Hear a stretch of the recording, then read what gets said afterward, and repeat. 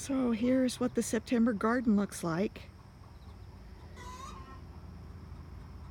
It is just, everything is just growing so fast.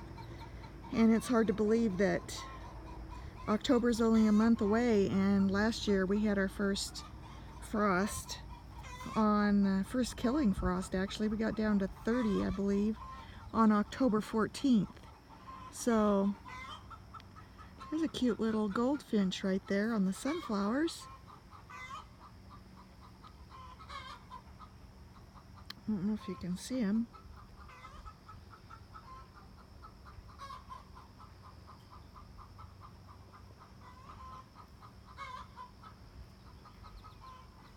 Oh, there's a male. Male and female. That's cool.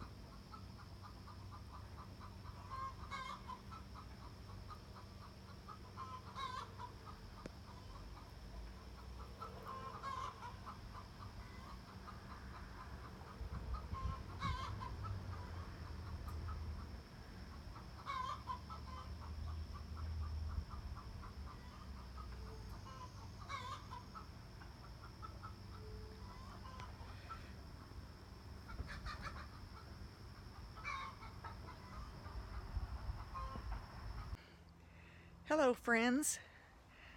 That last little clip was back at the 1st of September, and we were having 90-degree temperatures, and as a matter of fact we got up to 99 degrees that week, but a lot has changed since then. We then had a week of 80s, and then it dropped again and it dropped again. Now we're seeing 50 degrees with actually freezing warnings for the next 3 mornings. And here we are. This is the 28th of September, which is a little early. We usually don't get a killing frost until about the 6th or 7th of October. So anyway, I'm just going to turn the camera around and show you a little bit about my garden. It's going crazy. And so I have a lot of stuff to harvest or cover up before the frost happens tonight. You can see that the ground cherries, there's just fruit all over them, and I keep picking them up either off the ground or just off the plants. And this is one bed that I am planning to, oh, look at all of those down there. There's one. This is one bed that I am planning to cover. I have a big quilt, an old bed quilt that I'm going to use. Oh, look, I see one in there. If I can get it, or if it'll fall. Got it. Sometimes when you're trying to pick them, they just drop off, and then you have to go hunt through the underneath the plants, and sometimes it's really hard to do. But you can see, I mean, they just fall off and land. There's one way back there.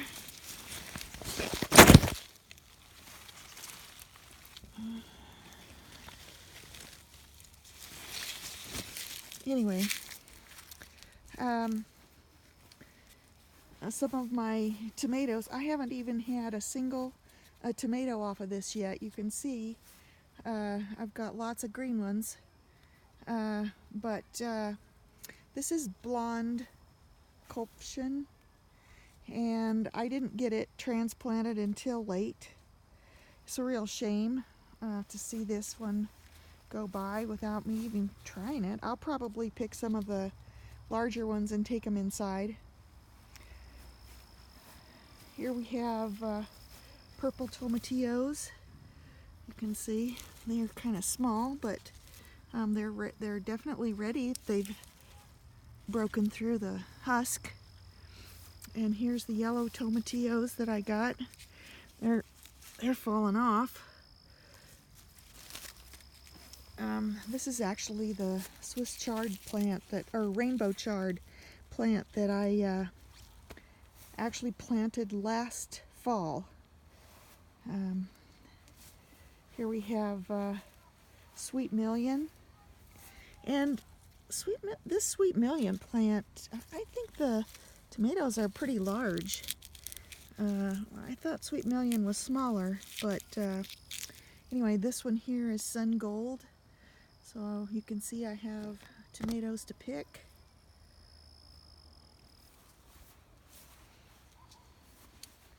This is Jaune Flamme.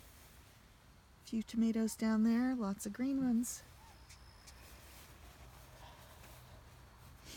Holy Myrrh Bearer. That's an enormous tomato, heart-shaped tomato, but it's green. I don't have a single ripe one, and last year I had some amazing tomatoes from Holy Myrrh Bearer.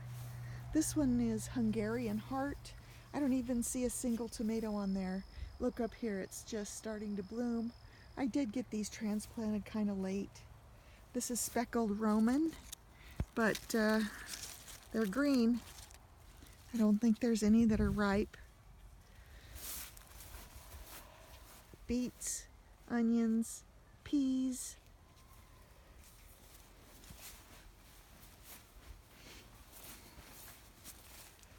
These are the peas that I actually planted in the spring, and you can see they really need to come out of here. I'm going to pick a few, these last ones, and probably just rip the rest out. And look at my parsley. This is amazing. Beautiful parsley. I actually entered this at the Western Idaho Fair and got the best of class in herbs. So I'm pretty amazed with that. This is Payette, a tomato that was developed by the University of Idaho, and it's done pretty well. It's works for a container. It makes a nice size tomato. But there isn't tons of them, put it that way. I'm just gonna set these things down. Here are my potatoes. Now I need to get this out of here because I was going to plant some peas in here. I don't know if I'll get around to it, but you can see that the potatoes have started to die back. So I'm going to be harvesting those. I grew 2, 4, 6, 8, 10. I grew 13 varieties just so that I could see, what they tasted like. And my plan was that from that, I would decide what I wanted to grow in the future. So anyway, I'm going to be taking these grow bags out of this bed and then taking all the weeds out and planting a winter crop here. Here's more tomatoes. Now this is the Japanese black trifala, and I've got lots of green ones, and I do have some down here that they feel ripe, so I'm going to be picking those. That's a beautiful tomato. I haven't tasted it, so I'll have to let you know on that.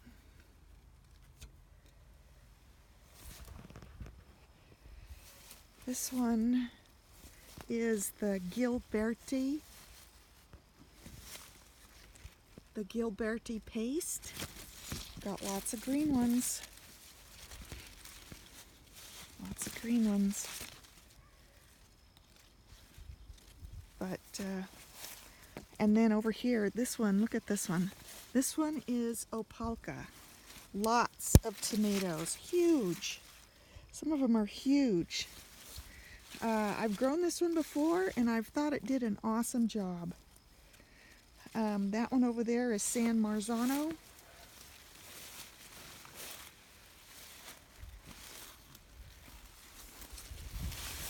And I've never really, I mean, there's a few down here at the bottom, but I've never been that impressed with them. And here is 10 Fingers of Naples. This has been an amazing tomato, and I'm definitely growing it next year. This is also one of my favorites, and I always mention it. It is Stupichka, the earliest tomato, and they taste good, and you know, they're not the hugest tomato, but they're good tomatoes, and the plant just keeps pumping them out. And look at this one now. I haven't tasted this one yet. This one is Home Stoop, cross between Stupichka and Homestead. And there's a few tomatoes that are ready. I'm gonna pick one of those and give it a try. This one here is Homestead. It's a tomato that was developed for Florida, but it's done a great job here, although, you know, it's just now getting ripe. This one is Pink Berkeley Tie-Dye. And look at that. Look at that. Huge tomato.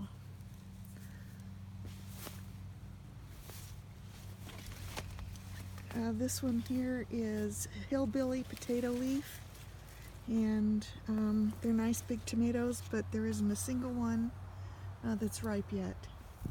Same way with Kellogg's Breakfast. There's lots of tomatoes in here, but there's none that are ripe. This one here is Ananas Noir. Look at that. Now, I've grown this one before. It's loaded with tomatoes. I've grown this one before, and I love it. This one's ripe. There's another one right under there that's ripe. So, I mean, I'm definitely going to grow this one again. Here we have Sun Gold. Sun Gold's doing well. Next is Black Cherry. There's a few ripe, but it hasn't really, you know, it hasn't really done as well as I'd hoped. There's some right down here.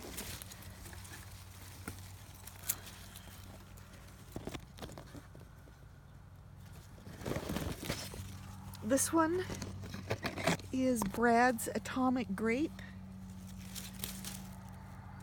I got like 3 ripe ones. You know, they have to have red streaks before they're ripe, and none of them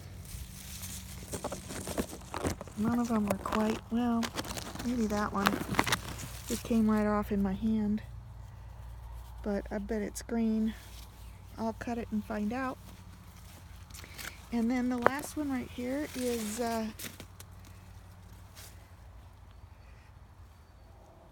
it's right here. This is called Lucky Tiger, and I haven't gotten a single one ripe yet. This is some Sun Gold that's kind of flopped all the way over. But I haven't gotten any Lucky Tiger yet. And since it's going to freeze tonight, I doubt that I'm going to get any. So let's just turn right around here, and cucumbers are just about done. I've got so many cucamelons still. So many cucamelons.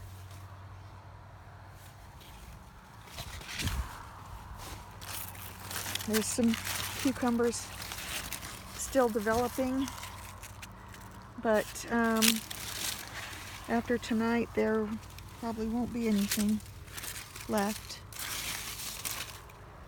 Lots of lemon cucumbers.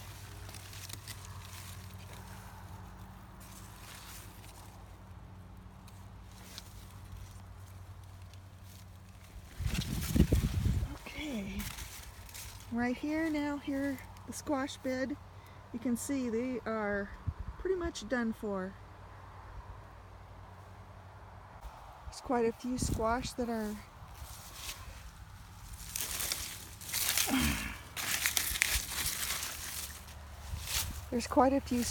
ready. The butternut just came from this bed all the way over here, crawled up among the tomatoes. So did the Burgess buttercup right there, just climbing up. Anyway, I need to get those picked. Let's take a look at the peppers real quick. Choricero peppers. Lots of them. Lots of them.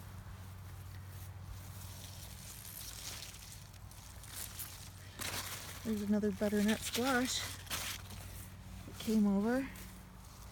Here's the anchos, or poblanos, as they're also known. There's lots of them. Big ones.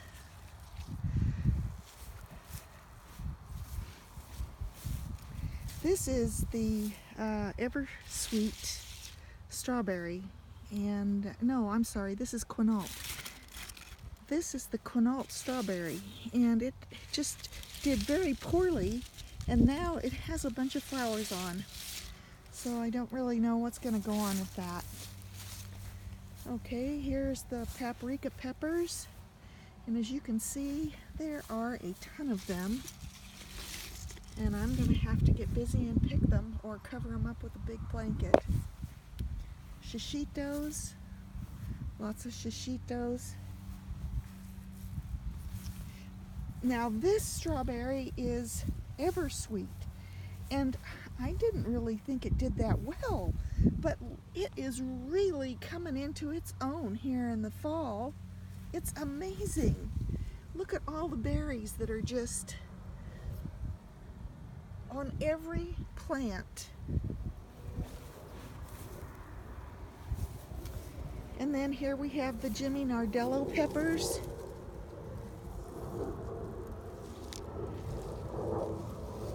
Tons of them. And then the Chervenachuska peppers. And then these are the Albion strawberries.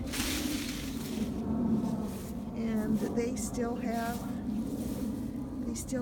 are producing a few berries. Couple more things. Here are the tomatillos. Tons of tomatillos. And then over here are the brassicas. I've got lots of kohlrabi, kale, more kohlrabi. Everything is just doing very well. So that's the end of my September tour. Thanks so much for joining me, and I look forward to maybe an October video. We'll see what happens. I just have to get some stuff harvested and make it through this like 3 or 4 day freeze, and we'll see if there's anything left. So once again, thanks for joining me, and please click like and comment if you wish. Thanks again. Bye for now.